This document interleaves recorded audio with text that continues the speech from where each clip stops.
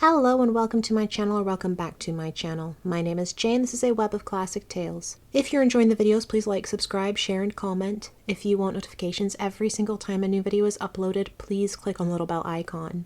Today we'll continue reading L. Frank Baum's Ozma of Oz. The yellow hen, stepping high and with an air of vast importance, walked slowly over the rich velvet carpets of the splendid palace, examining everything she met with her sharp little eyes. Billina had a right to feel important, for she alone shared the Gnome King's secret and knew how to tell the objects that were transformations from those that had never been alive. She was very sure that her guesses would be correct, but before she began to make them, she was curious to behold all the magnificence of this underground palace, which was perhaps one of the most splendid and beautiful places in any fairyland. As she went through the rooms, she counted the purple ornaments, and although some were small and hidden in queer places, Billina spied them all, and found the entire 10 scattered about the various rooms. The green ornaments she did not bother to count, for she thought she could find them all when the time came. Finally, having made a survey of the entire palace and enjoyed its splendor, the yellow hen returned to one of the rooms where she had noticed a large purple footstool. She placed a claw upon this and said, "Ev!" And at once the footstool vanished, and a lovely lady, tall and slender and most beautifully robed, stood before her. The lady's eyes were round with astonishment for a moment, for she could not remember her transformation, nor imagine what had restored her to life. "Good morning, ma'am," said Billina in her sharp voice. "You're looking quite well, considering your age." "Who speaks?" demanded the Queen of Ev, drawing herself up proudly. "Why, my name's Bill by rights," answered the hen, who was now perched upon the back of a chair, "although Dorothy has put scallops on it and made it Billina. But the name doesn't matter. I've saved you from the Gnome King, and you are a slave no longer." "Then I thank you for the gracious favor," said the Queen with a graceful curtsy. "But my children, tell me, I beg of you. Where are my children?" And she clasped her hands in anxious entreaty. "Don't worry," answered Billina, pecking at a tiny bug that was crawling over the chair back. "Just at present they are out of mischief and perfectly safe, for they can't even wiggle." "What mean you, O kindly stranger?" asked the Queen, striving to repress her anxiety. "They're enchanted," said Billina, "just as you have been. All, that is, except the little fellow Dorothy picked out. And the chances are they've been good boys and girls for some time, because they couldn't help it."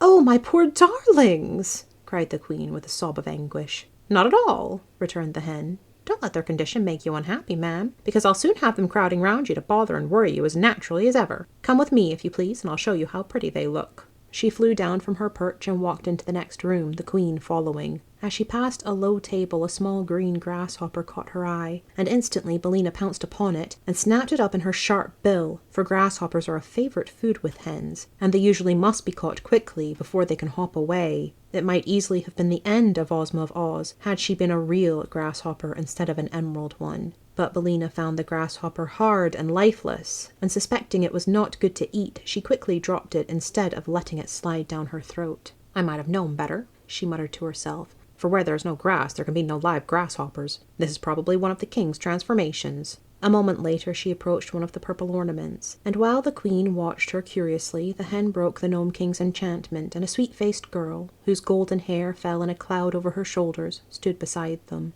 "Ivana!" cried the Queen. "My own Ivana!" And she clasped the girl to her bosom and covered her face with kisses. "That's all right," said Billina contentedly. "Am I a good guesser, Mr. Gnome King? Well, I guess." And then she disenchanted another girl, whom the Queen addressed as Everose, and afterward a boy named Evardo, who was older than his brother Evering. Indeed, the yellow hen kept the good Queen exclaiming and embracing for some time, until 5 princesses and 4 princes, all looking very much alike except for the difference in size, stood in a row beside their happy mother. The princesses were named Ivana, Evrose, Evella, Everine, and Evedna, while the princes were Evrob, Evington, Evardo, and Everoland. Of these, Evardo was the eldest, and would inherit his father's throne and be crowned King of Ev when he returned to his own country. He was a grave and quiet youth, and would doubtless rule his people wisely and with justice. Billina, having restored all of the royal family of Ev to their proper forms, now began to select the green ornaments which were the transformations of the people of Oz. She had little trouble in finding these, and before long all the 26 officers, as well as the private, were gathered around the yellow hen, joyfully congratulating her upon their release. The 37 people who were now alive in the room of the palace knew very well that they owed their freedom to the cleverness of the yellow hen, and they were earnest in thanking her for saving them from the magic of the Gnome King. "Now," said Billina, "I must find Ozma. She is sure to be here somewhere, and of course she is green, being from Oz. So look around, you stupid soldiers, and help in my search." For a while, however, they could discover nothing more that was green, but the queen, who had kissed all her 9 children once more, and could now find time to take an interest in what was going on, said to the hen, "Mayhap, my gentle friend, it is the grasshopper whom you seek." "Of course it's the grasshopper," exclaimed Billina. "I declare, I'm nearly as stupid as these brave soldiers. Wait here for me, I'll go back and get it." So she went into the room where she had seen the grasshopper, and presently Ozma of Oz, as lovely and dainty as ever, entered and approached the Queen of Ev, greeting her as one high-born princess greets another. "But where are my friends, the Scarecrow and the Tin Woodman?" asked the girl ruler when these courtesies had been exchanged. "I'll hunt them up," replied Billina. "The Scarecrow is solid gold, and so is Tick-Tock. But I don't exactly know what the Tin Woodman is, because the Gnome King said he had been transformed into something funny." Ozma eagerly assisted the hen in her quest, and soon the Scarecrow and the Machine Man, being ornaments of shining gold, were discovered and restored to their accustomed forms. But search as they might, in no place could they find a funny ornament that might be the transformation of the Tin Woodman. "Only one thing can be done," said Ozma at last, "and that is to return to the Gnome King and oblige him to tell us what has become of our friend." "Perhaps he won't," suggested Billina.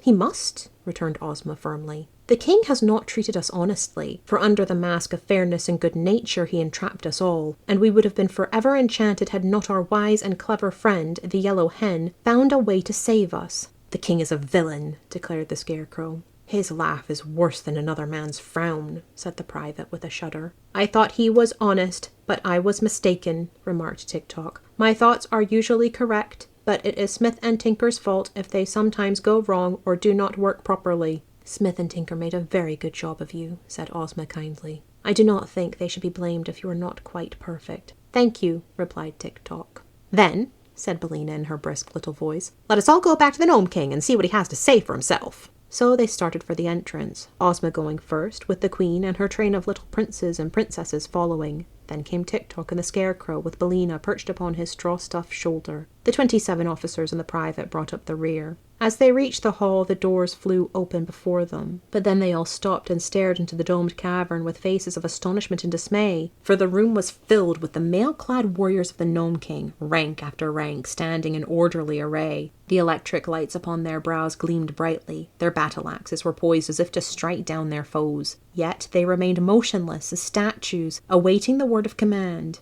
And in the center of this terrible army sat the little king upon his throne of rock, but he neither smiled nor laughed. Instead, his face was distorted with rage, and most dreadful to behold. Thank you for listening. This has been L. Frank Baum's Ozma of Oz, Chapter 16. I've been Jay. This has been a web of classic tales. Please like, subscribe, share, comment, click the bell icon for notifications. I hope you're having a fantastic day. Have a nice life, and I'll see you next time.